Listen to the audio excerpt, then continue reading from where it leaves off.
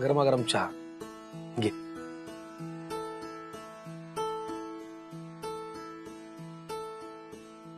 आजोबांबद्दल बोलायला आलाय? नाही. अरे मी माझ्या यार बरोबर गरम चहा घ्यायला आलो. मी केलाय. तू केलंय? हा, मला आता कडक फक्कड चहा करता येतो. ती शेफालीची आई आहे ना, ती खूप पर्टिक्युलर आहे. एवढंच पाणी, एवढंच दूध, इतकाच वेळ झाकायचा, एवढाच वेळ उकळायचा. एक दोनदा करून दिला, आता मला जमतो छान. घे, चस. छान झालं ना? I am impress. तू काही म्हण यश, पण आजोबांचं चुकलं. हा, नेहाशी असं बोलायची गरज नव्हती यार. कमाल आहे की नाही? आता नेहाला ते ओळखतात. काही आजची ओळख आहे का? ती पॅलेसवरती येऊन राहिलीये, ऑफिसमध्ये होती, तेही त्यांना माहिती आहे. तिचे सगळे गुण माहिती आहेत त्यांना. आणि असं बोलायचं एवढं हार्श? घरच्यांशी असं बघायची गरज नाही ना. मला असं वाटतं ना, ते वय वाढेल ना तसं हट्टीपणा खूप करतायत आजोबा आपले. मग आता घरच्यांना असं बोलायचं आणि बाहेरच्यांशी काय काय गरज होती मीडियाला हे सगळं सांगायची? काय झाला परिणाम त्याचा? अरे घरचे घेतात रे समजून, बाहेरचं कोणी घेत नसतं समजून. बाहेरचं कोणी बोललं ना मग वाईट वाटेल. हे घरच्यांना ग्रँटेड घेतात ते, आणि म्हणून मग असं एवढं हार्श वागतात, बोलतात. नाही, मला वाटतं हा बालिशपणा आहे सगळा. एकदा त्यांचं ना मेंटल चेकअप आपण करून घ्यायला पाहिजे. Please mind your language Sameer. Don't forget ते आपले आजोबा आहेत. त्यांच्याबद्दल काही बोललेलं मी असं खपवून घेणार नाही. आजपर्यंत आजोबा आपल्याबद्दल, आपल्या फॅमिलीबद्दल बाहेर कधीही काही वेळवाकडे बोललेत?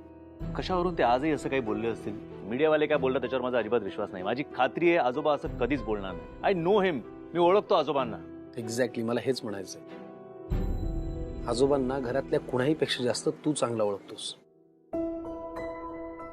मग आता हे सगळं झाल्यानंतर ते किती एकटं फील करत असतील हे तुझ्या इतकं चांगलं कोणाला माहितीये? तू का नाही जाऊन बोलत त्यांच्याशी? मी प्रयत्न केला होता ना बोलायचा, गेलो होतो त्यांच्याकडे.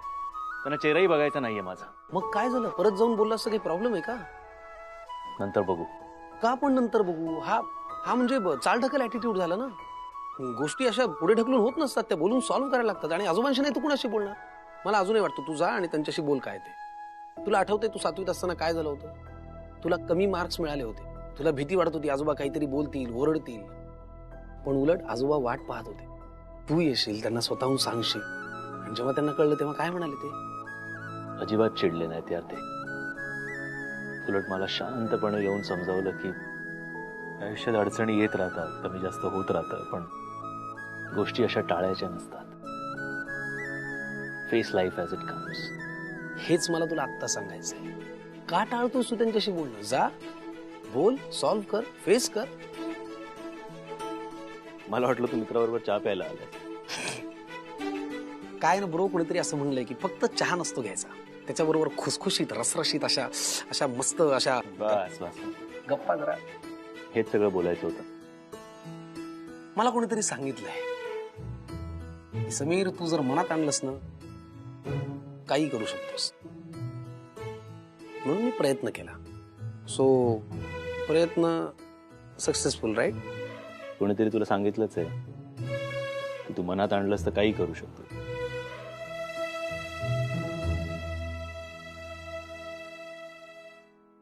मी जाऊन बोलतो आजोबांशी.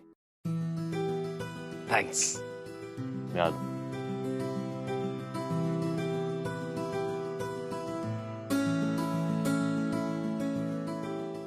शेफाली थँक्यू म्हणायला फोन केलाय. मी माझ्या परीने प्रयत्न केले आणि आय होप आता सगळं ओके होईल, कारण यश गेलाय बोलायला. थँक्स.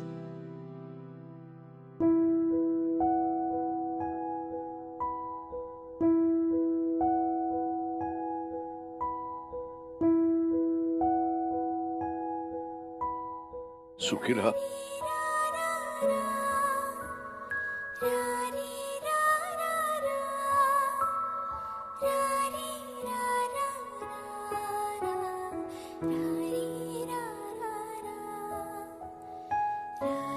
आई आजोबा फ्रेंडची बट्टी घेतील ना?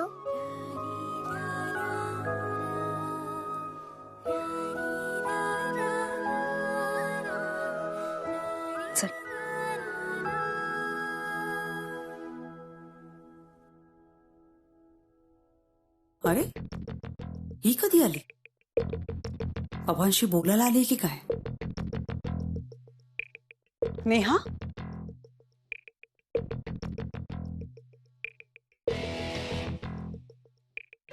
अगं तू कधी आलीस? तू पप्पांशी बोलायला आली होतीस का? खूप अपसेट आहेत ग. म्हणजे हे जे काही सगळं झालंय ना त्याने खरं तर बोलण्याच्या मनस्थितीतच नाही आहेत ते. म्हणजे आपल्या चौधरींबद्दल सोशल मीडियावर न्यूजमध्ये जे काही बोललं जातं लिहिलं जातं त्यामुळे खूप डिस्टर्ब झाले बाबा. खरं तर ना मी तुलाच सांगणार होते की एकदा बोलून घे त्यांच्याशी, पण मला नाही वाटत आहे का की तुझ्या बोलण्याने काही फरक पडेल. कळतंय मला. म्हणजे म्हणजे मी आता त्यांच्याशी बोलायला गेले होते. That's good. पण मग काही काही बोलले का तुला? नाही ऐकलं त्यांनी. ओह, मी बोलायचा खूप प्रयत्न केला पण ते काहीच बोलले नाही. कधी संपणार का हे सगळं? म्हणजे संपणार आहे की नाही हेही कळत नाहीये मला. सगळीकडे ना नुसतं टेन्शन टेन्शन टेन्शन. या टेन्शनमुळे स्ट्रेस यायला लागलाय का आता मला? माझं यश कसं आहे तू सांगशील ना त्याला? मी येईन त्याला भेटायला. नेहा,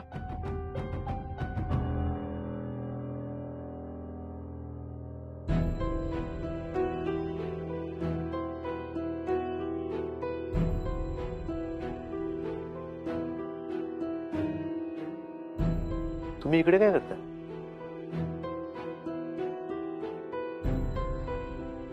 आणि तू जर का इकडे येणार होतीस तर मला सांगितलं का नाही?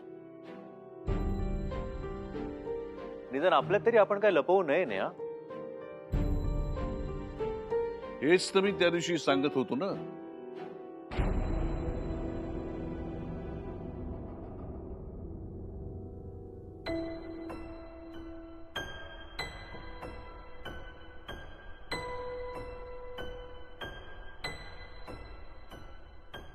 कळलं ना किती त्रास होतो ते. अगदी आपल्या जवळची व्यक्ती आपल्या भल्यासाठी जरी खोटं बोलली असेल तरी त्रास हा होतोच. यातना असतातच. टपकलं का म्हातारामध्येच? माझ्या नातवानी कोणाही समोर खाली मान घालून उभं राहिलेलं मला आवडणार नाही. अगदी माझ्या समोर सुद्धा. जे काही आहे ना ते नजरेला नजर भिडव. मग अगदी आजोबाशी वाद घालायला तरी आलास तरी. मी वाद घालायला आलो नाही आजोबा.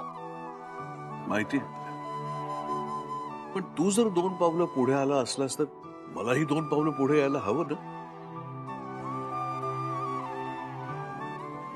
नाही तर कोणी मला न विचारता मला न सांगता हा आजोबा बुरसटलेला आहे असं म्हणू शकतं ना,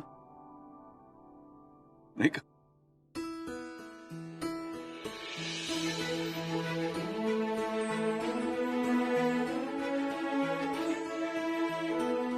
I'm sorry आजोबा. I'm sorry. मी राग विसरलोय.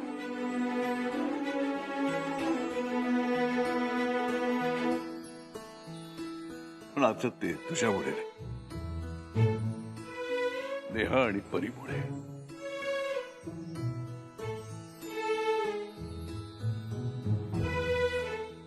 आपल्या मुलापासून दूर राहताना किती यातना होतात हे मला माहिती आहे.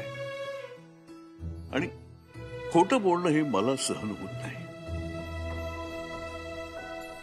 आणि माझा यश माझ्याशीच जर खोटं बोलत असेल तर अजिबात सहन होत नाही.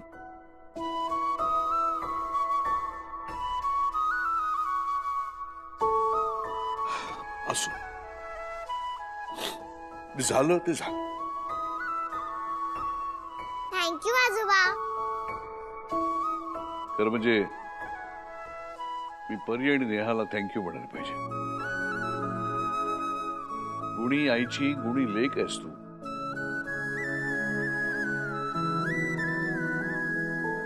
यश, मला एक सांग, तुझा जोडीदार म्हणून एका मुलीची आई असलेली नेहा तू का निवडलीस?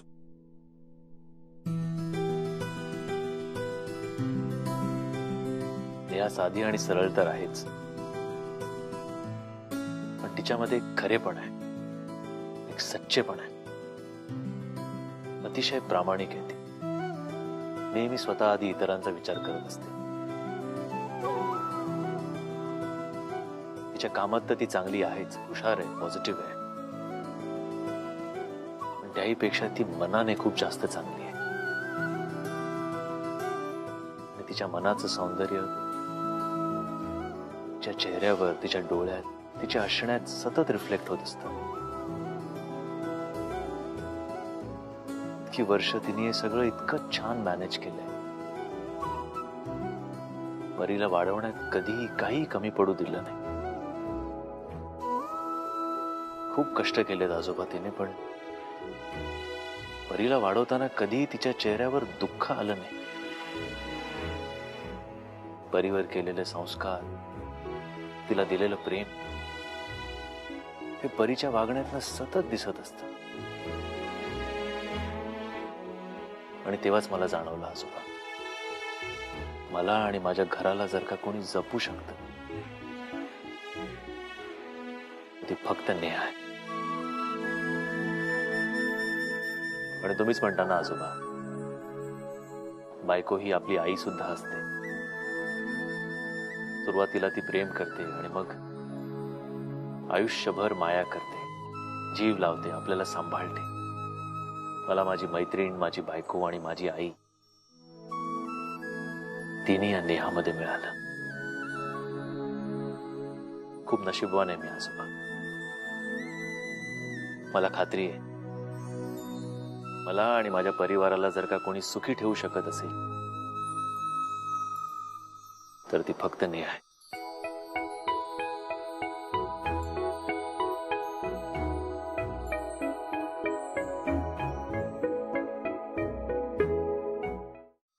मला खात्री आहे आजोबा, मला आणि या घराला नेहापेक्षा अजून कोणी जास्त सुखी ठेवू शकत नाही. अगदी बरोबर बोललास. आजोबा नमस्कार करते. सगळं काही तुझ्या मनासारखं होऊ दे. आजोबा मला पण आशीर्वाद द्या ना. अरे ठीक आहे, सगळं तुझ्याही मनासारखं होऊ दे, पण त्याआधी मला एक गोड गोड पापी मिळेल का? चला, ज्याचा शेवट गोड ते सगळंच गोड. तुला आता एक महत्वाचं काम राहील. काय आजोबा? अरे, तुझं आणि नेहाचं लग्न व्हायचंय अजून. हो ना, तुमचं लग्न. यावेळी हे लग्न पार पाडण्याची जबाबदारी माझी.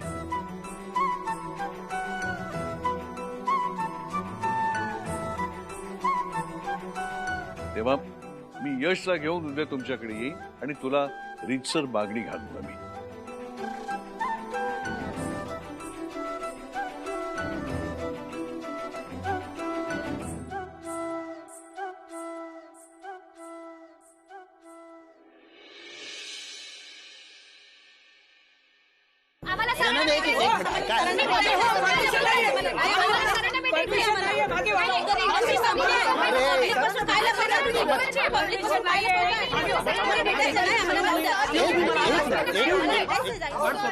Excuse me. काय चाललंय?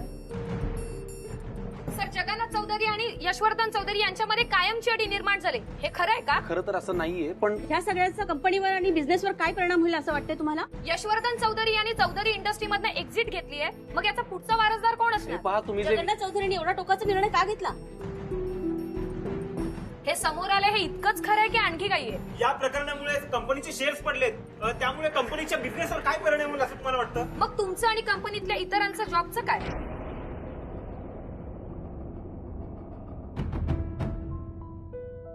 काय झालं सर? काय रे, तुमची सगळी प्रश्न होऊ द्या, मग मी शांतपणे उत्तर देईन. झालंय?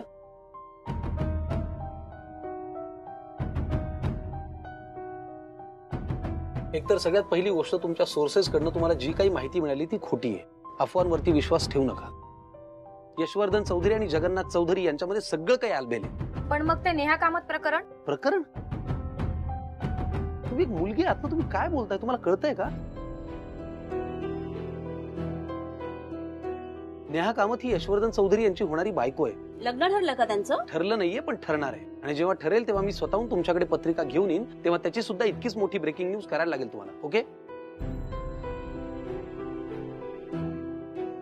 Sorry sir. चला रे.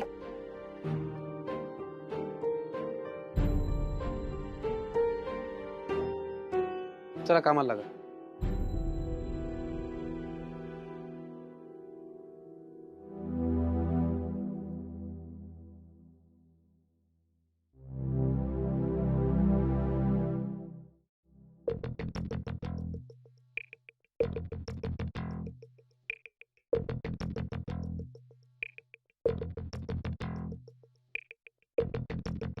सुमी, अगं अगं काय करतेस? काय वेडेपणा आहे हा? वेडेपणा? अगं एवढं काही झालेलं नाहीये. जीवाचं बरं वाईट करून का घेतेस? सिम्मी, होईल ना सगळं ठीक. कोण जीवाचं बरं वाईट करून घेतोय? मी? डोक्यावर पडलात का तुम्ही? हं? मग मला मला रात्रभर झोप लागली नाही, माझं डोकं दुखते म्हणून गोळी घेत होते मी.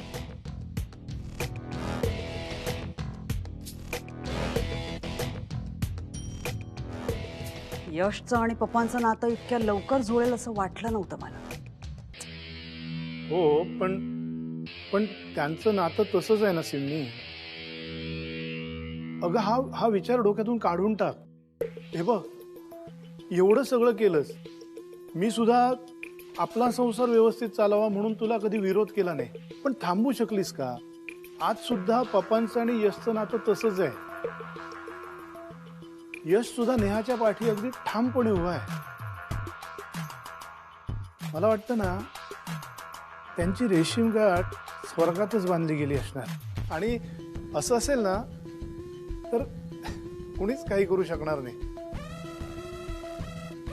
हे बघ, जास्त विचार करून त्रास करून घेण्यापेक्षा ना, आपण हे सगळं एन्जॉय करूया. म्हणजे पप्पांनी जो निर्णय घेतलाय त्याचा आदर ठेवून लग्नाच्या तयारीला लागूया. काय आदर ठेवायचा? हं? आदर करायचा म्हणजे नेमकं काय करायचंय? आदर करायचंय म्हणे. सिम्मी, असंही पप्पांनी व्हील मध्ये सगळं तिच्या नावावर दिलंय. आता काय, लग्न करून घरी आल्यानंतर सगळं नेहाच्याच हातात देणार आहेत? मग मी काय करायचं? भीक मागायची तिच्या पुढे? तुम्ही मागा. आणि तुम्हाला सवय असेल फेकलेल्या तुकड्यांवर जगण्याची. मला नाहीये आणि मला करूनही घ्यायची नाहीये. अगं असं काय करतेस सिम्मी? नेहा खरंच खूप चांगली मुलगी आहे. तिला कुणाशी कसं वागायचं हे खूप छान कळतं. हे बघ, राग काढून टाक डोक्यातून आणि या लग्न कार्यात काही विघ्न आणू नकोस. हे बघ, तुला सांगतो, पप्पांना जर हे कळलं ना आणि त्यांनी तुला लग्न कार्यातून बाहेर जायला सांगितलं तर मी काहीही बोलू शकणार नाही. तोंड बघा. तुम्ही कधी बोललात? हा, कायम पप्पांसमोर ततपपत होत असतं तुमचं. म्हणे मी मला बोलायला जमणार नाही. आजपर्यंत माझी बाजू मीच घेतली. काय उपयोग काय तुमचा माझ्या आयुष्यात? आले मोठे. ठीक आहे, माझ्या आयुष्यात पहिल्यांदा मी तुमचं ऐकते, तुमच्या मनासारखं वागते. ओके, तुम्हाला हवंय ना की यश या लग्नात मी काही करू नये? डन. नाही करत काही. खुश? खुश. चल पटकन तयार हो. कशाला आता? अगं आपल्याला नेहाकडे जायचंय. पप्पा म्हणाले आपण सगळे जाऊ आणि रितसर बोलणी करू. चल, आम्ही वाट बघतोय. तयारी कर आणि पटकन बाहेर ये. जा.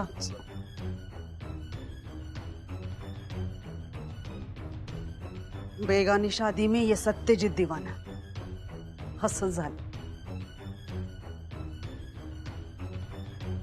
झालं काय यांना एवढं खुश व्हायला? ठीक आहे, पप्पांनी जरी सगळं नेहाच्या हातात द्यायचं ठरवलं